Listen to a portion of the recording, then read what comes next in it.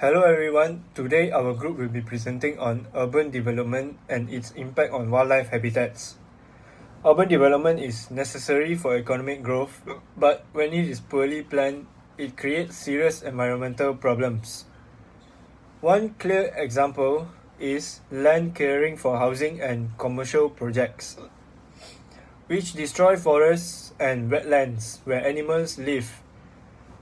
As cities expand, animals lose shelter, food sources, and migration paths. This often results in declining wildlife populations and increased human-animal conflict. In this presentation, Josie will explain the economic analysis, Sean will discuss who is affected, and Hoi Ming will evaluate government policies. And lastly, Puyin will conclude. Let's begin with the analysis. The main problem is that developers do not bear the full cost of habitat destruction.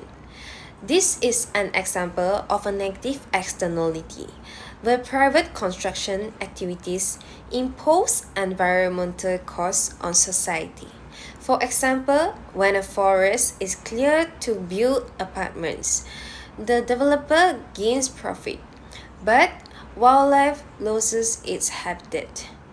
These environmental losses, such as biodiversity reduction, are not included in market prices. As a result, the social cost is higher than the private cost, leading to overdevelopment.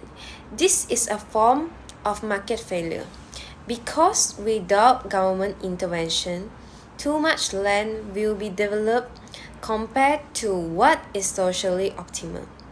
In the long run, habitat loss reduces ecosystem services such as flood control, pollination, and climate regulation, which increases economic and environmental risks. Now, Sean will explain who is directly affected by this problem. The groups most affected by habitat destruction include wildlife, local communities, and future generations. First, animals are directly impacted.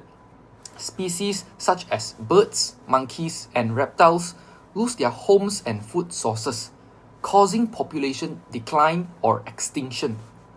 Second, local communities are affected. Without natural habitats, areas become more prone to flooding and soil erosion. In some regions, residents also face dangerous human-animal conflicts when displaced animals enter urban areas. Third, future generations bear long-term costs. Once habitats are destroyed, recovery can take decades or may be impossible. Although developers benefit in the short term, society as a whole pays a much higher cost. This leads us to the question, what are the governments doing about it? Hoi Ming will explain. Government currently use several policies to reduce habitat destruction. One key policy is the Environmental Impact Assessment EIA, which require developers to assess environmental damage before construction begins. Another policy include protected areas and wildlife reserve, which limit development in sensitive ecosystem. The strength of these policies is that they help identify risks early and protect certain habitats. However, there are also major limitations. First, the EIAs are sometimes weakly enforced, allowing projects to proceed despite environmental damage. Second, penalties for illegal land clearing are often too low to discourage large developers. Third, economic growth is often prioritized over environmental protections.